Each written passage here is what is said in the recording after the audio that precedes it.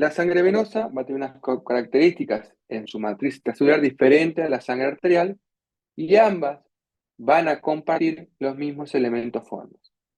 Por lo tanto, estamos viendo que hay elementos formes inmersos en un medio extracelular. Por lo tanto, células en un medio extracelular, estamos hablando de un tejido. En este caso, tejido sanguíneo. ¿Bien? Las células que componen a ese tejido sanguíneo son los elementos formes de la sangre y encontramos en tres categorías. Encontramos leucocitos, eritrocitos y plaquetas. Y la matriz extracelular está compuesta por el plasma. Ese plasma que es lo que yo les digo que se puede modificar dependiendo de lo que uno realice con el paciente o de los daños que pueda sufrir el paciente.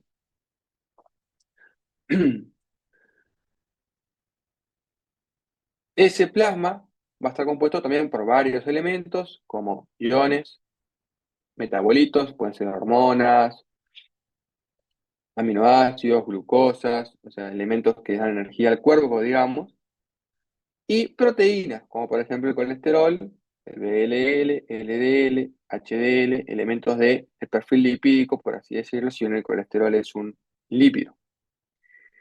Y esto da lugar a diferentes ciencias que estudian este plasma, que lo que buscan es conocer qué composición tiene y establecer cuáles son los componentes que están allí presentes. Eso incluye la metabolómica en la búsqueda de biomarcadores. ¿Bien? Este plasma, que es la mayoría del tejido sanguíneo, como pueden ver hay un 55% de plasma, está compuesto por un montón de elementos donde en los libros aparece una tablita en la cual podemos conocer la composición exacta de cada uno de estos elementos que componen el plasma. Obviamente ustedes no tienen que acordarse de memoria de todo esto, pero es para que vean que no solamente hay agua, sino que tenemos proteínas, tenemos iones, tenemos sustancias nitrogenadas, tenemos metabolitos, etc. Es decir, una verdadera matriz extracelular en el tejido sanguíneo. ¿Bien? Y por el otro lado, inmersos en esta matriz extracelular, encontramos los elementos formes de la sangre, que como ya dijimos, se clasifican en tres tipos. Encontramos los eritrocitos o glóbulos rojos, los leucocitos o glóbulos blancos y los trombocitos o plaquetas. ¿Bien? Estos elementos formes de la sangre, como pueden ver en la tabla, se encuentran en diferentes cantidades, que ya están tabuladas estas cantidades. Si ustedes miran esas cantidades, acá las está clasificando en células por litro y a su vez la dividen en sexo, o sea, dependiendo de qué tipo de persona tengamos adelante. Ahora, esas células por litro está utilizando la clasificación americana, no es la clasificación que se utiliza aquí en Uruguay. Aquí en Uruguay se utiliza la europea, que es células por milímetro cúbico. ¿Bien? Por lo tanto, la cuantificación de estos números es un poco difícil de acordarse porque varía según qué sistema estemos utilizando y qué máquina tengamos. Si la máquina vino de Estados Unidos, si la máquina vino de Europa, si la máquina fue hecha aquí. ¿Bien? Entonces, no tiene sentido acordarse de memoria de todos estos números, pero sí lo importante es acordarse de los porcentajes. Sobre todo en aquellos tipos celulares en los cuales tenemos más de un tipo de célula, como por ejemplo los leucocitos. En los leucocitos tenemos varios subtipos de células. No es lo que pasa en los eritrocitos ni en las plaquetas. En estas células tenemos solo eritrocitos y en las plaquetas tenemos solo plaquetas. Por lo tanto, dentro de los leucocitos es importante conocer los diferentes porcentajes que tenemos en sangre, ya que esto nos puede orientar a diferentes tipos de patología. Como pueden ver aquí, aproximadamente, estos números son aproximados, ¿verdad? Y estamos hablando siempre de la normalidad, en la patología se puede modificar, ¿bien?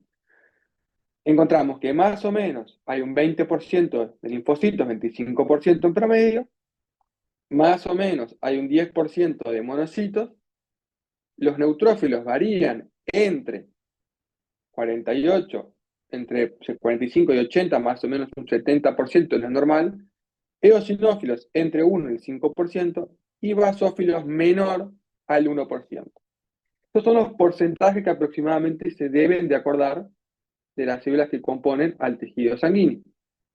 Bien, porque eso nos va a guiar a conocer qué es lo que está pasando con nuestro paciente. Estas células del tejido sanguíneo se encuentran inmersas en el plasma, que ya hablamos, lo cual le confiere al tejido una propiedad diferente a los demás tejidos, una propiedad líquida. Y esa propiedad líquida del tejido genera que este tejido tenga un flujo sanguíneo con diferentes propiedades de la sangre que se llaman propiedades reológicas de la sangre. La sangre es un fluido no newtoniano que presenta una viscosidad aparente. ¿Bien? La sangre es viscosa. Como pueden ver aquí en la gráfica, la viscosidad está relacionada con el hematocrito. A mayor hematocrito, mayor velocidad. El hematocrito, que hemos visto anteriormente, es la cantidad de glóbulos rojos que tenemos en sangre. Por lo tanto, los glóbulos rojos regulan la viscosidad de la sangre. Cuando estamos diciendo viscosidad, no estamos diciendo que sea pegajosa la sangre, sino que estamos diciendo es agregar. Es decir, se pega a las paredes de los vasos, hay que hacer más fuerza para moverlo. O sea, no es lo mismo mover una gota de aceite, que es más viscosa que el agua, que una gota de agua. Hay que hacer más fuerza, demora más tiempo, o hay que hacer más fuerza, más esfuerzo, para transportar una gota de aceite de un lado al otro que una gota de agua. ¿Bien? La otra propiedad de la sangre es que constituye un fluido no newtoniano, se mueve según estas dinámicas, donde permanece constante sus aceleraciones y sus velocidades.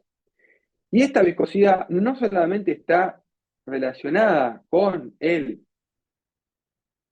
hematocrito, sino que también depende del diámetro del tubo.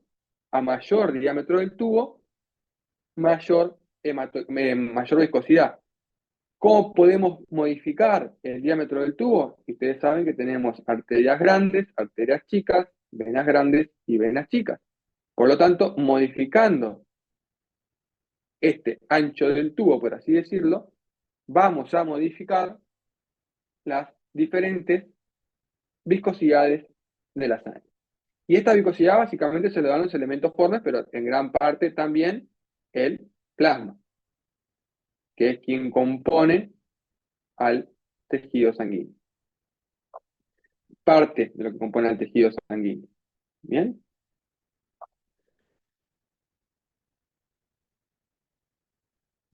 La otra parte que compone el tejido sanguíneo son los elementos formes, como ya veníamos hablando. Los elementos formes los dividimos en tres subtipos: eritrocitos, leucocitos y plaquetas.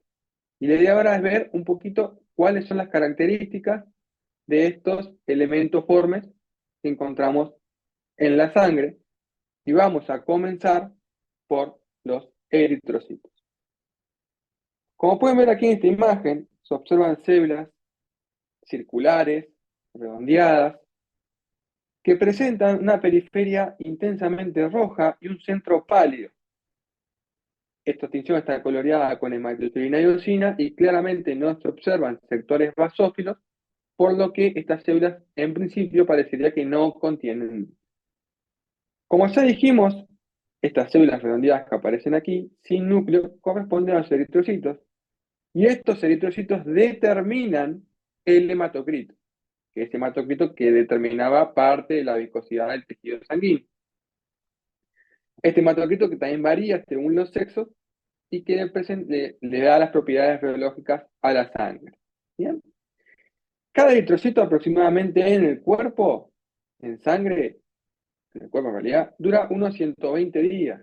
Esto es importante para las transfusiones, para saber cada cuánto hay que transfundir a un paciente. ¿Bien? Como ya dijimos, son anucleados y gracias a su citoesqueleto son muy, muy deformables.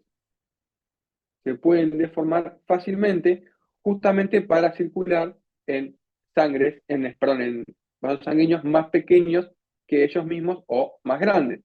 Permiten que puedan achicar su tamaño y deformar.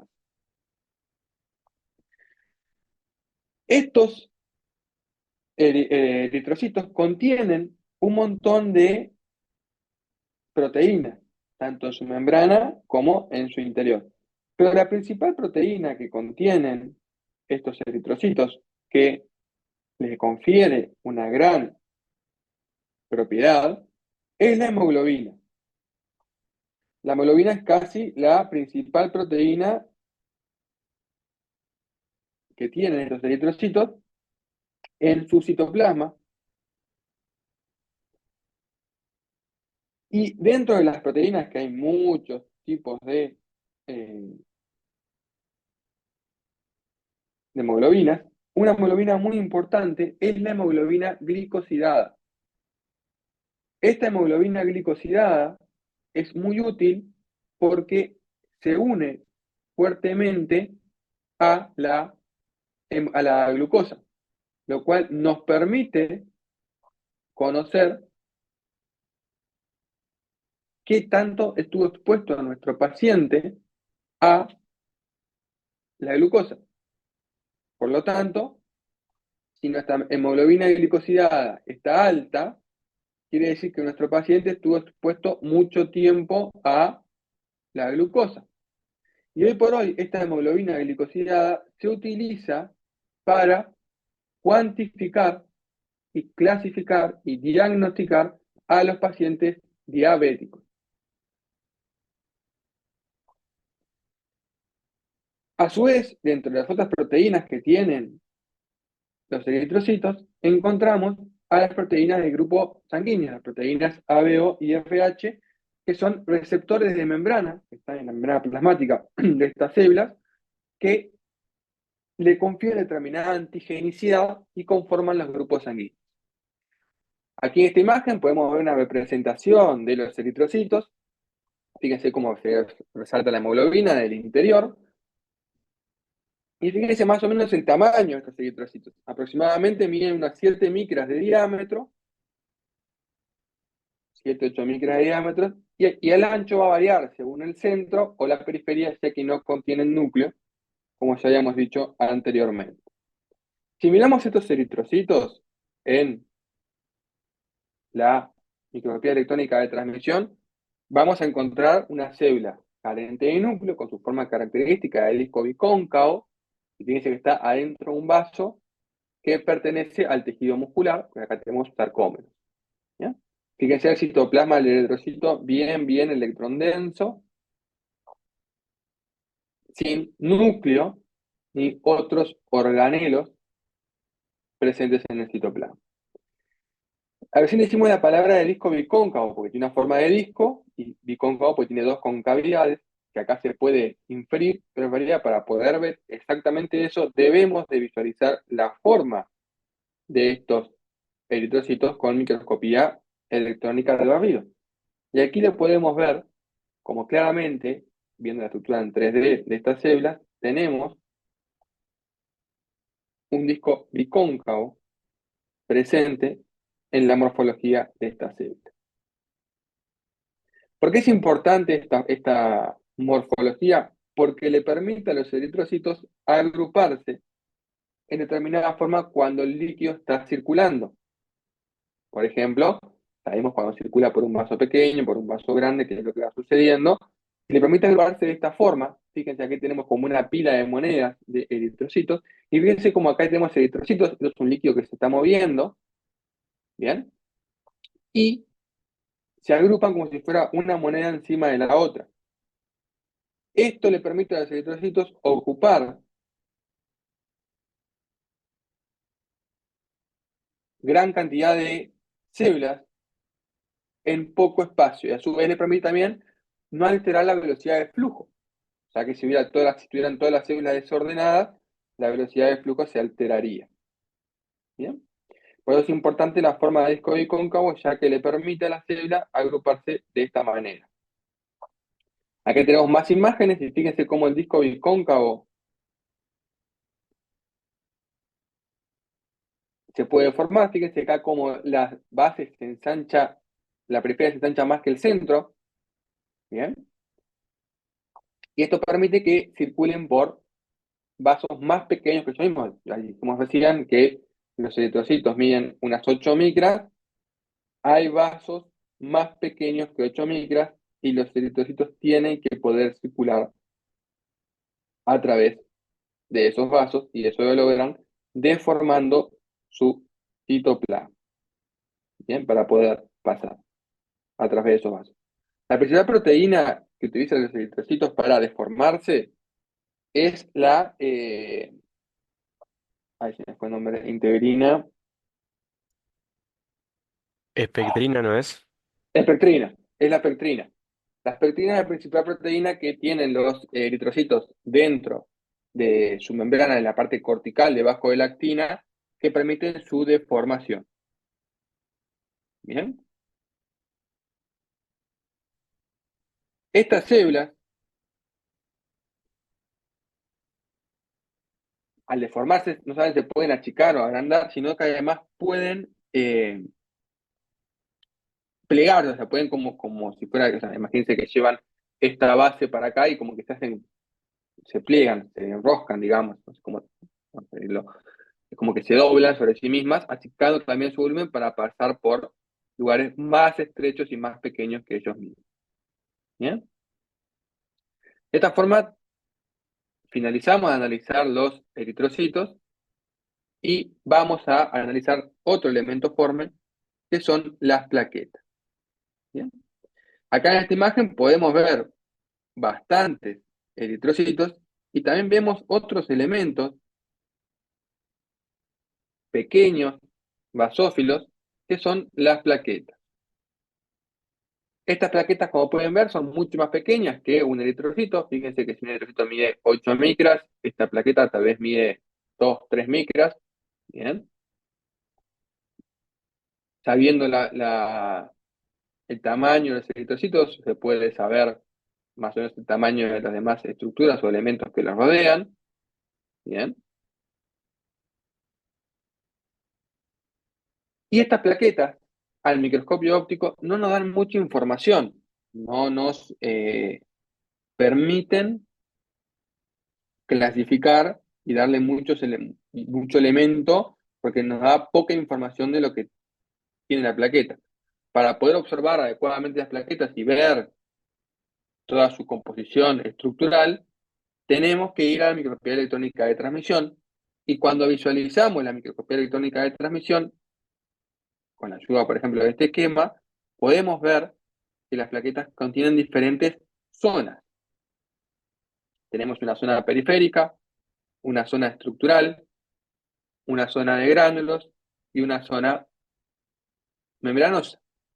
La zona periférica está compuesta por la membrana plasmática y el glucocáliz. El glucocáliz son las glucoproteínas que se encuentran en la parte exterior de esa membrana plasmática. ¿Se acuerdan que en la última habíamos hablado que todo glucoproteína siempre se encuentra en la periferia de las células hacia la parte exterior? Entonces la zona periférica básicamente es la membrana plasmática que reviste a la célula. La zona estructural está compuesta por el citoesqueleto. ¿Bien? Filamento de actina, microtúbulos, espectrina, etc. Luego tenemos la zona de gránulos, que está compuesta por los gránulos alfa, gamma y lambda, que contienen las diferentes proteínas que le dan la función a la plaqueta. Las plaquetas tienen la función de hemostasis o de favorecer la coagulación. Lo que hacen las células es generar agregados de proteínas, como por ejemplo la fibrina, fibrinógeno, agregados de proteínas formando una malla proteica, que lo que hace es atrapar células y detener el movimiento de sangre. Con eso detienen la circulación y generan que haya un tapón plaquetal. Para generar estos agregados de proteínas, la plaqueta tiene que contener gránulos que activen la cascada de la coagulación. ¿Bien? Para ello, esas proteínas están incluidas en los gránulos alfa, gamma y lambda que se encuentran dentro de la plaqueta y delimitan la zona de gránulos. Y por último, encontramos la zona membranosa, la cual está conformada por un sistema de membranas, donde encontramos un sistema canalicular abierto y un sistema tubular denso. La diferencia entre el abierto y el denso es que el abierto comunica la plaqueta con el exterior y el denso no. En este esquema, tal vez se haga muy sencillo clasificar cada uno de los sectores de la plaqueta. El tema es cuando miramos la plaqueta con endoscopía electrónica. Acá se empieza a dificultar un poco identificar las diferentes zonas. Pero si miramos estas diferentes zonas y prestamos atención a la imagen, vamos a poder establecer los diferentes sectores. El más fácil tal vez sea la zona de la membrana, la zona periférica, donde claramente vemos la membrana de la plaqueta. Luego tenemos la zona de gránulos. Claramente, gránulos, ojo, esto que está aquí es una mitocondria. Bien. Por último, bueno, no por último, pero otro lugar sencillo es encontrar la zona del citoesqueleto. Los filamentos de actina son difíciles de visualizarlos debajo de la zona membranosa, pero aquí podemos ver cortes transversales de microtúbulos que conforman la zona del citoesqueleto. Y por último, encontramos una serie de túbulos cerrados y túbulos abiertos, que son la zona de la membrana, sistema canalicular abierto y sistema tubular denso. ¿Bien? De esta forma, logramos identificar cada uno de los sectores de la plaqueta, tanto a microscopía electrónica como con el esquema que ya hemos visto anteriormente. ¿Bien? De esta forma vimos plaquetas, vimos eritrocitos y vamos a continuar viendo y estudiando los demás elementos formes de la sangre que están compuestos por una familia de células que son los leucocitos. Estos leucocitos encontramos, como sabemos anteriormente en los esquemas, encontramos 5 subtipos. Encontramos a los monocitos, los linfocitos, los basófilos, los neutrófilos y los eosinófilos, diferentes tipos de leucocitos. ¿Bien? ¿Cómo podemos clasificar o cómo se clasifican a estos leucocitos? Tenemos que mirar dos variables de esta célula. Una variable va a ser el citoplasma, si contiene o no contiene núcleo, y la otra variable va a ser, perdón, el citoplasma, si contiene o no contiene gránulos, y la otra variable va a ser del núcleo, la forma de este núcleo. Por lo tanto, visualizando la forma del núcleo y su citoplasma, podemos clasificar en dos familias a estos leucocitos. ¿Bien? Vamos a encontrar una familia que en su citoplasma no contienen gránulos y vamos a encontrar que dentro de este citoplasma que no contiene gránulos, sus núcleos son mayoritariamente redonditos. O sea, parecería que tuvieran una única forma. ¿Bien? Por lo tanto, a estos tipos celulares los denominamos monomorfonucleares porque su núcleo tiene una única forma y agranulocitos porque las células no contienen gránulos en su interior. ¿Bien?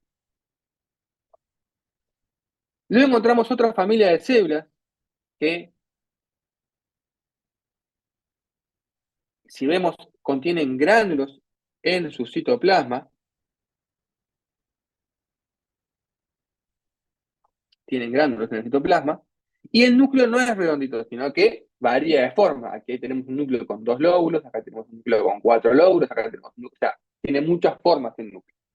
Por lo tanto, a estas células podemos agrupar como polimorfonucleares, granulocitos, porque contienen gránulos en el interior de su citoplasma. De esta forma clasificamos estas dos familias de células, tanto agranulocitos como granulocitos, monómeros nucleares y polímeros nucleares, y ahí ahora es comenzar a describir en mayor detalle cada una de estas células que pertenecen al tejido sanguíneo. ¿Bien? Vamos a comenzar hablando un poquito de los monocitos. ¿Bien? Los monocitos son células grandes, fíjense aquí que tenemos, eritrocitos, plaquetas, y acá tenemos una célula grande que más o menos mide unos 15, 16, tal vez un poco más, micras de diámetro, porque entran más o menos 2 eritrocitos en su citoplasma. Una célula grande de citoplasma claro, el citoplasma es claro, con un núcleo intensamente basófilo, porque estamos con la hematoxilina y eosina, que característicamente tiene forma de C. ¿Bien? Esta es la información que nos da la célula cuando la miramos y cuando la describimos. Célula grande, redondeada, con núcleo en forma de C o de U, y en el citoplasma es claro y no contiene gránulos. ¿Bien? De esta forma describimos a los monocitos. Corresponden aproximadamente al 10% de los leucocitos, que fue lo que hemos visto en la tabla cuando comenzamos con la clase. Tienen un tamaño grande, 15, 18 micras, bastante grandecitos, y presentan un único núcleo en forma de C o de U, depende cómo la quieran ver, pero quedan, los libros están escritos como de C. ¿Bien? En ese núcleo está inmerso en un citoplasma abundante y claro, con ausencia de gránulos. Bien, no se observan gránulos en el citoplasma, al menos con microscopía óptica.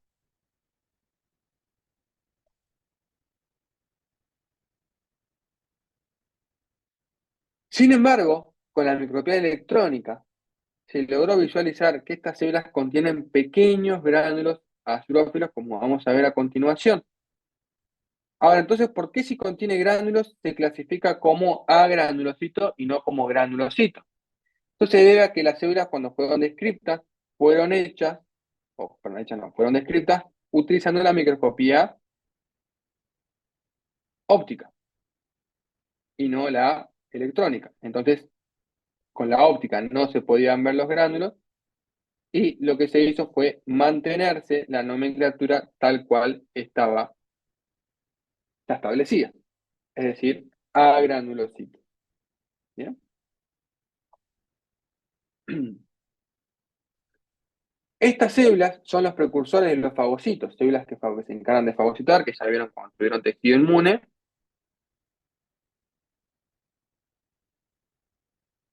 como por ejemplo macrófagos, célula de Kupfer, vamos a ver en este curso de los macrófagos alveolares, tal vez en hígado ya vieron la célula de Kupfer, diferentes tipos de fagocitos.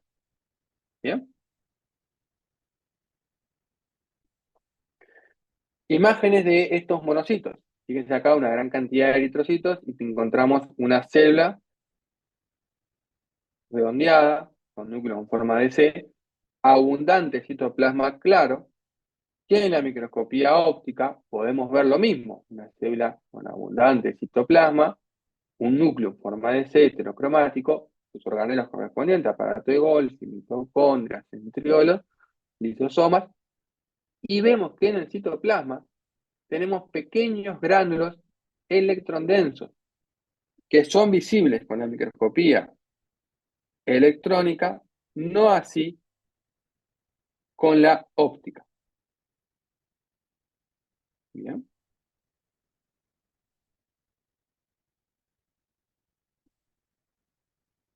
Con la óptica estos gránulos no se pueden visualizar porque no nos alcanza la resolución para poder ver cada uno de los elementos que están adentro del citoplasma, y para poder verlo tenemos que cambiar de técnica, aumentar la resolución y pasar a microscopía electrónica de transmisión como en este caso. La otra célula que es agranulosita monomorfonuclear, aparte de los monocitos, son los linfocitos.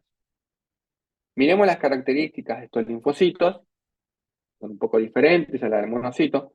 El núcleo no tiene forma de C, no se observa un núcleo en forma de C, sino que es un núcleo redondeado, una pequeña escotadura. Su citoplasma, de nuevo, es agranulosito, es decir, sin gránulos. No es tan claro, sino que es un poco más basófilo. Y por otro lado, el citoplasma no es tan abundante como en los monocitos, sino que hay menor cantidad de citoplasma. ¿Bien?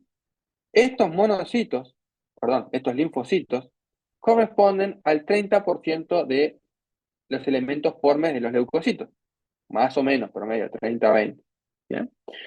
Tenemos varios tipos de linfocitos. Tenemos linfocitos pequeños, linfocitos medianos, linfocitos grandes, dependiendo el tamaño de los mismos. ¿Bien? Su núcleo es pequeño y esférico. Fíjense aquí, núcleo pequeño. Ustedes me podrán decir, no, pero pará, Eric, este núcleo es grande. En realidad no es que sea grande, sino que el núcleo presenta una gran relación núcleo-citoplasma. Es decir, casi todo el citoplasma está ocupado por el núcleo, como pueden ver en la imagen. Entonces hay una gran relación núcleo-citoplasma. Hay varios tipos de linfocitos, que ya lo vieron cuando tuvieron la clase de inmunidad. Tenemos linfocitos B, linfocitos T, linfocitos TH1, TH2, supresores, gamma delta, NK, diferentes tipos de linfocitos que cumplen diferentes tipos de inmunidad. Los linfocitos T, más allá de su función específica, se dedican a la inmunidad celular. Son células que se encargan de básicamente destruir otras células. Mientras que los linfocitos B son los que generan los anticuerpos, que se diferencian a plasmocitos en los tejidos conjuntivos, que ya lo vieron, y diferencian y se empiezan a secretar anticuerpos. ¿Bien? Los natural killers son citotóxicos, también pertenecen a la inmunidad celular, pero no son ni T ni B, son natural killers. Forman parte de la inmunidad innata, mientras que los otros forman parte de la inmunidad adaptativa. Acá tenemos diferentes tipos de linfocitos. Fíjense, un linfocito pequeño, con escaso citoplasma, núcleo pequeño porque es más chico que los eritrocitos, mide menos de 8 micras. ¿Bien? Pero ese núcleo ocupa casi todo el citoplasma, es decir, que presenta una gran relación núcleo-citoplasma. Acá tenemos linfocitos un poco más grandes, ya son bastante más grandes que este linfocito, fíjense que ocupan capaz que 10, 12 micras, este medía menos de 7, 8. Y a microscopía electrónica podemos ver estos elementos que veníamos conversando. Un núcleo que ocupa casi todo el citoplasma, citoplasma sin gránulos, núcleo redondeado con una pequeña escotadura en su sector. Bien, es imposible distinguir en sangre con la estructura, con la microscopía óptica, si estos linfocitos son B o son T. Eso no se puede saber mirando la célula, hay que hacer otros estudios. De esta forma finalizamos la descripción de los linfocitos B y T y de los monocitos y finalizamos la descripción de las células monomorfonucleares a granulocitos que veníamos conversando y nos vamos a estudiar los leucocitos polimorfonucleares granulocitos, que son aquellos que están compuestos por los polimorfonucleares, que son los basófilos, los neutrófilos y los eosinófilos. ¿Bien? Vamos a comenzar por los basófilos. Como pueden ver aquí, esta célula que aparece, aparte de los eritrocitos y aparte de las plaquetas, obviamente, estas células que aparecen aquí contienen un núcleo, parecería como que redondeado, circular, ovalado, no queda muy claro específicamente cómo es.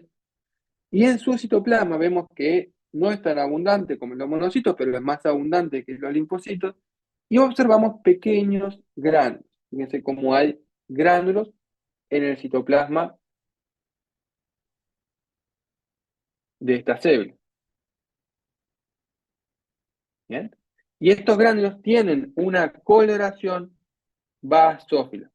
Por eso es que se denominan basófilos, porque sus gránulos son basófilos. Estas células corresponden a menos del 1% del total de leucocitos en sangre. Menos del 1% del total de leucocitos en sangre corresponden a estas células. Su núcleo es bilobulado en forma de U o de J, por eso es que se agrupan como polimorfonucleares. Porque su núcleo varía de forma, puede tener forma de U, forma de J. Y en el citoplasma contienen gránulos citoplasmáticos de coloración basófila que se clasifican en primarios y secundarios o azurófilos y específicos respectivamente. Estos gránulos contienen histamina y heparina, que son elementos que median las reacciones de alergia, es decir, la anafilaxis. Miren cuando a veces alguien se toca con una plantita o le camina una arañita o algo similar, estas células, estas células, uno se brota, como que la piel se brota, se forman como pequeños granitos. Eso está mediado por los basófilos y también los eosinófilos, pero los basófilos que liberan estos contenidos de los gránulos, la heparina y la histamina, y lo que hace la heparina y la histamina es actuar sobre los vasos sanguíneos. La heparina hace que los vasos sean más permeables y haya mayor traspaso de proteínas, células, etc. Mientras que la histamina aumenta la extravasación vascular, es decir, saca el plasma de la sangre hacia los tejidos, por eso es que se hincha la zona que nos dio alergia. ¿Bien? Hincha, en realidad está mal dicho, es edematiza, por eso es que se edematiza la zona donde nos dio la alergia. ¿Bien?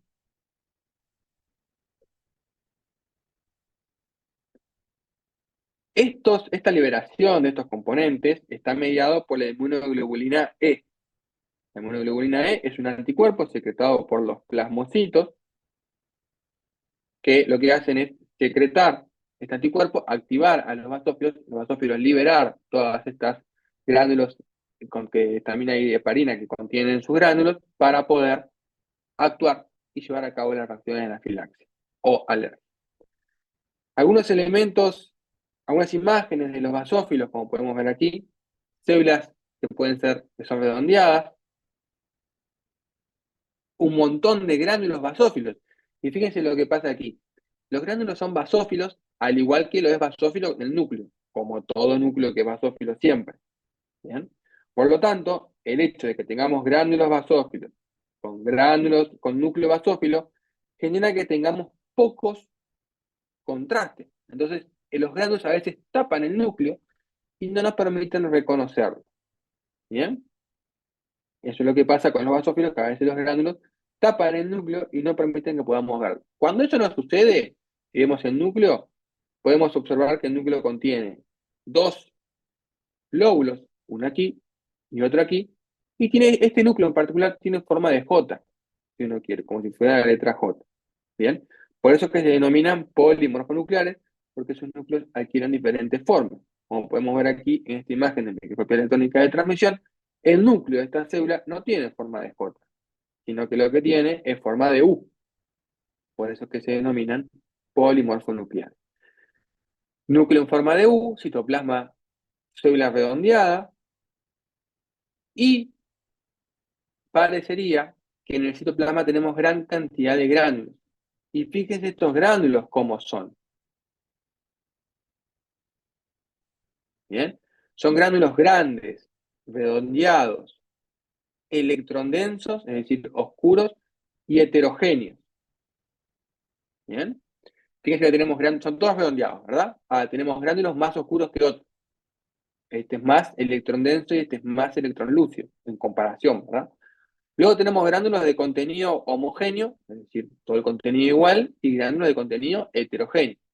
Por lo tanto, si uno quiere clasificar a estos gránulos, decimos que son gránulos grandes, electrondensos y heterogéneos.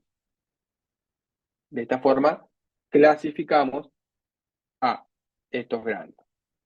Bien, a estas células, núcleo en forma de U o J, con grandes gránulos electrondensos en su citoplasma, que ya sabemos que contienen heparina e histamina. Bien. Otro tipo de célula que pertenece a los polimorfonucleares son los neutrófilos. Los leucocitos polimorfonucleares neutrófilos se llaman así porque sus núcleos adquieren diferente morfología. Tienen muchos lóbulos diferentes y adquieren diferente morfología. Ustedes se fijan, acá vemos un montón de eritrocitos rodeando estas células que contienen un abundante citoplasma claro, y fíjense que sus núcleos tienen muchas formas. ¿Ven? Adquieren diferentes formas estos núcleos.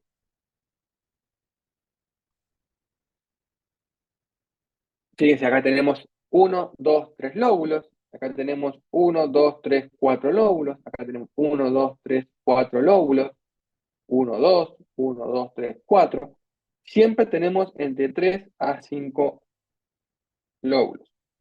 Ojo que no son núcleos. La célula tiene un solo núcleo, solo que está lobulado, es decir, está segmentado. ¿Bien? Estos leucocitos, polimorfonucleares neutrófilos, constituyen los leucocitos más abundantes del tejido sanguíneo. Bien, son los más abundantes. Se encuentran entre el 45 y el 70% del total de leucocitos. Tienen un tamaño de 10 a 12 micras. Tienen un núcleo polilobulado, como yo les comentaba recién, de 3 a 5 lóbulos en cada célula aproximadamente.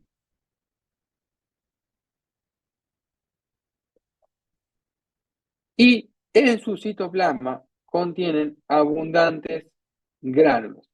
Ahora, como ustedes miran esta imagen, más adelante, el citoplasma parece ser claro, parece no tener gránulos. Pasa un poco similar a lo que pasa con el neutrófilo.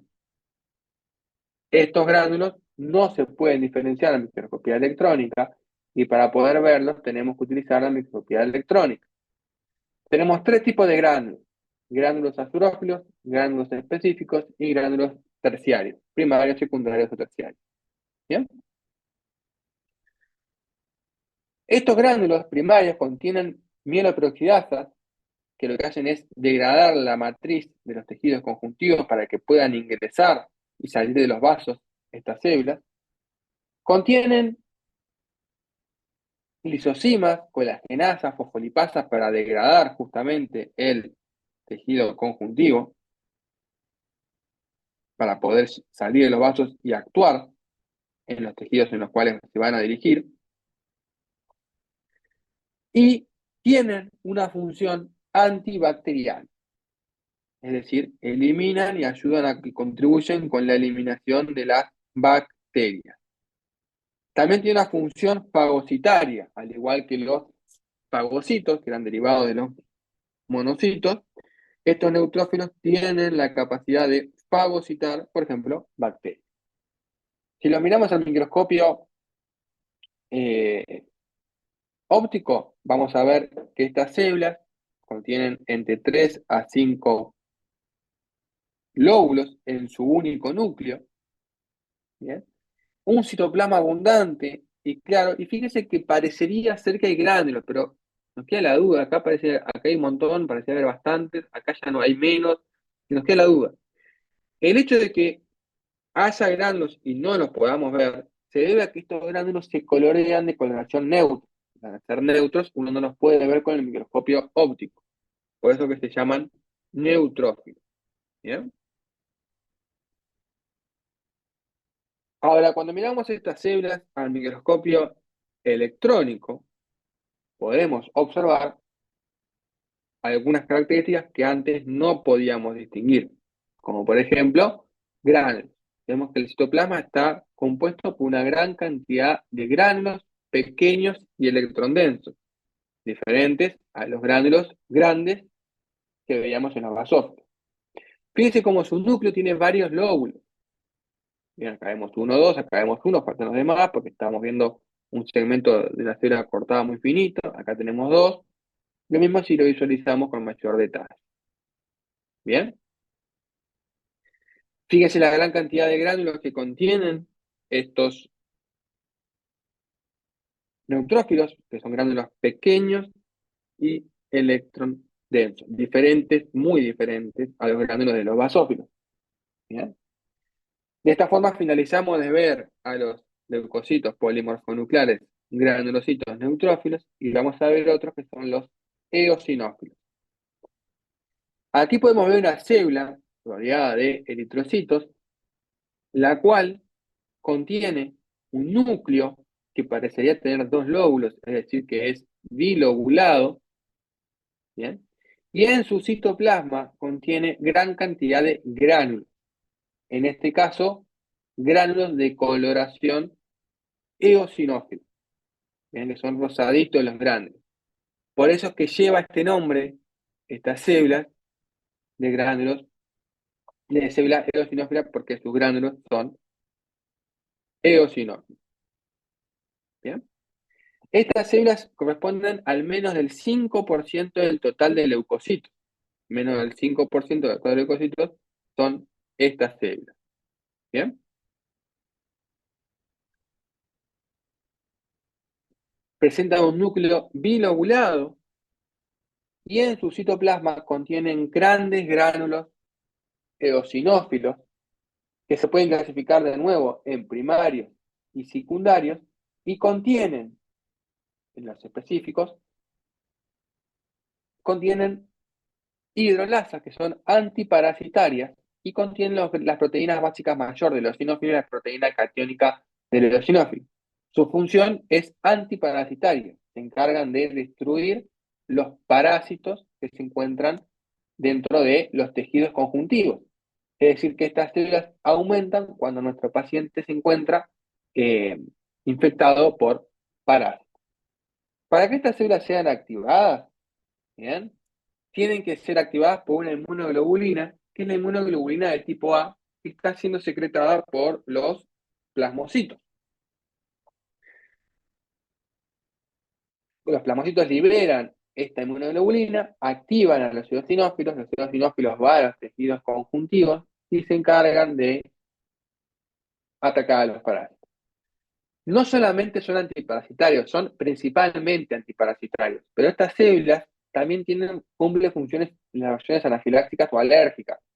De hecho, los pacientes que tienen asma, por ejemplo, encuentran los eosinófilos aumentados en sangre habitualmente.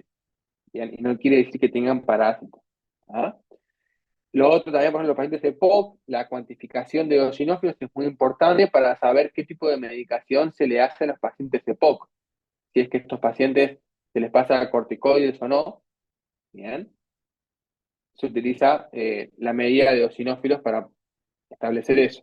Entonces, estas células son muy importantes para poder esclarecer qué es lo que está pasando al paciente y saber qué hacer un poco con el paciente.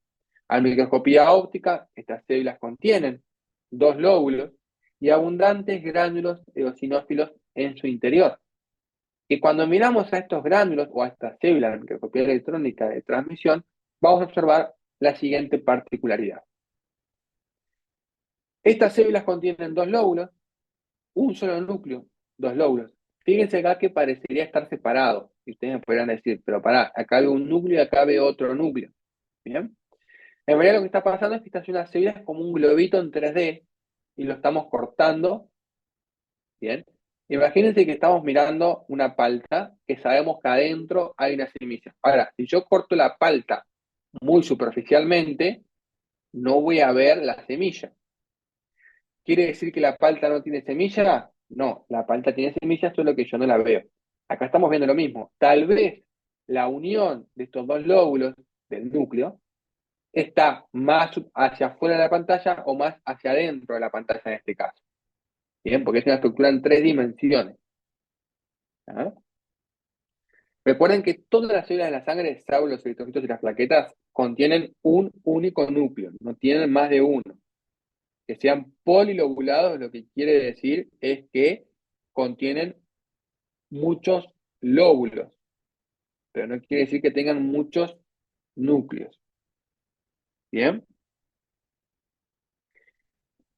Y si miramos los gránulos que contienen estos leucocitos, vemos que son gránulos redondeados que en su interior contienen una línea horizontal en el eje longitudinal mayor del gránulo, que es el electron denso. ¿Bien? Hay una línea, un ladrillito. ¿Ah? Esta línea que aparece aquí se denomina cristaloide y es característico de los eosinófilos. Pero si ustedes ven o se les describe una célula que contiene gránulos cristaloides en su interior, sepan que son los eosinófilos. ¿Bien? De esta forma terminamos de describir los diferentes leucocitos, vimos los eritrocitos y vimos las plaquetas, por lo tanto, vimos todos los elementos formes de la sangre. ¿Alguien tiene alguna duda, alguna pregunta de este tema?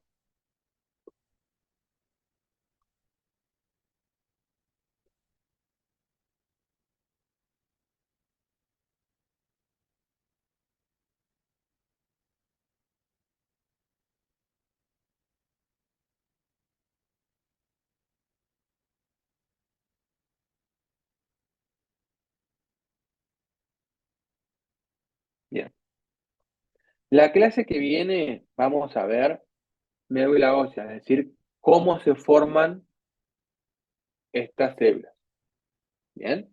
La clase que viene es una clase un poco más compleja porque hay muchos nombres, muchas células que son difíciles de diferenciar, no es tan fácil como tejido sanguíneo.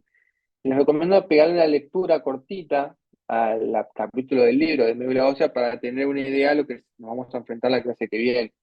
¿Tá? Por lo menos para que sea más ameno y puedan comprender un poco mejor y no sea tan de sopetón, digamos, que encuentran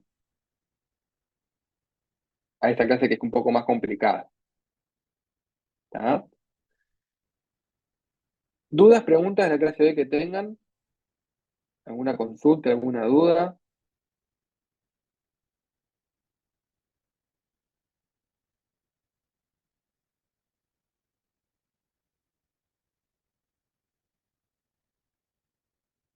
Creo que no, profe.